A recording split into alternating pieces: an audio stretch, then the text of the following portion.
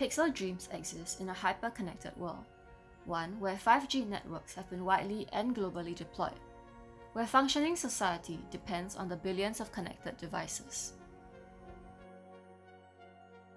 We know that the amount of data contained in this world is exponentially increasing. However, we do not put much thought into what this world would look like, what the data will be used for, and what it can do. One thing that hyperconnectivity might bring is increased resilience through connectivity infrastructure. The speculated Southeast Asian data center corridor could create transnational unity and collaboration in the region for the digital society. A major node in Southeast Asian connectivity is in Singapore, which comes in top for data center development, which she utilizes for her shift into the digitization of her economy and governance. Pixel Dreams is founded by a hacker group called Proto Collective, who aims to utilize methods of participatory governance for the purpose of theorizing, developing, and deployment of inclusive infrastructures in a hyper-connected world. They work upon the observation that the unrealized democratic potential of hyperconnectivity has led to governmental processes and decision-making structures, leading most citizens to feel uninvolved and insecure about policy aims. Therefore, their manifesto lies within demand in radical transparency in governmental process, and to use blockchain as a socio-technical model for participatory public governance.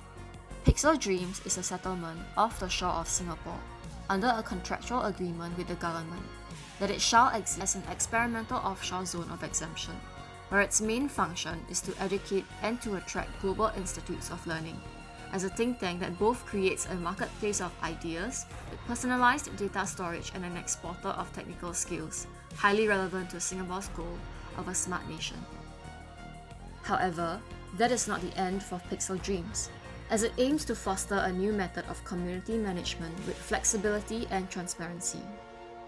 As the first phase of development completes, that established a portion that will directly serve the interests of the Singapore government, whereas smaller sub-communities of transnational origins will grow from that settlement, unified by shared, explicit code of conducts within their blockchain servers. Eventually, this newly developed means of governance hopes to be able to influence more communities in the corridor to attempt their own means of transparent governance.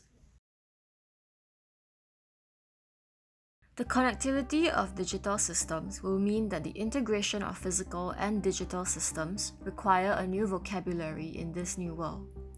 New nomenclature is developed that will define the components of the city under the assumption that every resident will have access to their own personal off-grid data storage systems, of which willing reconnection to the grid allows the personal direct trade of such information. Considering the external factors that affect the form of the settlement parcel, the external topology catalog is generated from applying forces upon a circular parcel.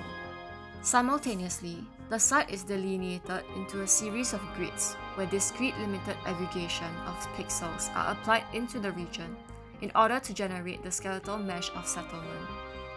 Based upon initial calculations of the minimal surface area needed for phases, cellular automata that aggregates based on the existence of 4 to 6 neighbors will create the blueprint for growth, in which termination rules come from the total surface area existing after each loop. Of that catalog, the one that fits best our site condition was chosen. Within the settlement, there is a main data spine that will serve as a physical connectivity infrastructure within. Therefore, a set of paths were chosen along its axis, leading to a selection of internal points of interest in 70-meter intervals that will serve as major connectivity nodes in the settlement. Regions delineated by these nodes allow us to visualize vertical density development using three-dimensional rules to the cellular automata. Using the cellular automata aggregation as a basis, cluster typologies were extracted and assigned prototypical purposes. Each module is created by piecing together squares of the size 15 by 15 meters. Each square is then further divided into a grid of 3.75 meters, which is the basis used to create the spaces and the space frames of each module. Vaults and processors share similar functions. However, due to the criticality of the vault data, They are strategically placed in more private areas. With central core for lab space to be placed as such, inhabitants can use the external corridor space for circulation, communing, breaks, and have a scenic walk to the other parts of the settlement.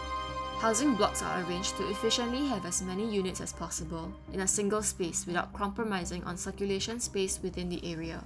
In a similar fashion to shells, kernels are also arranged to efficiently maximize the spaces for inhabitation and circulation, with 3 different variations to density. As kernels will have spaces to generate renewable energy, the central core of the building is sheltered by solar panels, where the number of panels are based on the number of people residing in the module. The common space largely serves as a spine to the city, where prototypes plug in and out. However, these spaces must be activated in order to accommodate life upon it. Reducing the grid even further, the texture is created per tile in 0.25 meter resolution, generating an artificial landscape with the potential to host a set of purposeful structures and activities. Using the cluster base, the commons can generate a type of typological functions reminiscent to coastal piers and parks.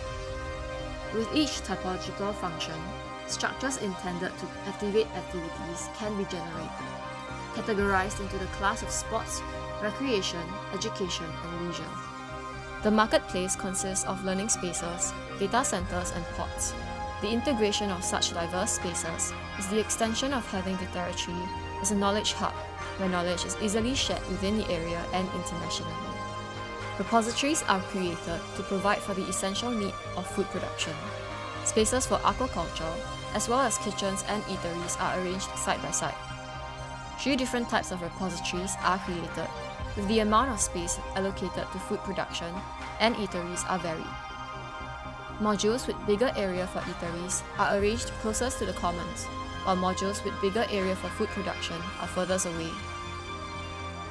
Based on the conditions of the site, the growth of these clusters is predicted to grow as such, aligning themselves to traffic densities in the shipping routes and the direction of waves. A hyper-connected world will be predominantly defined by the social and political effects it engenders, much more so than its underlying technologies.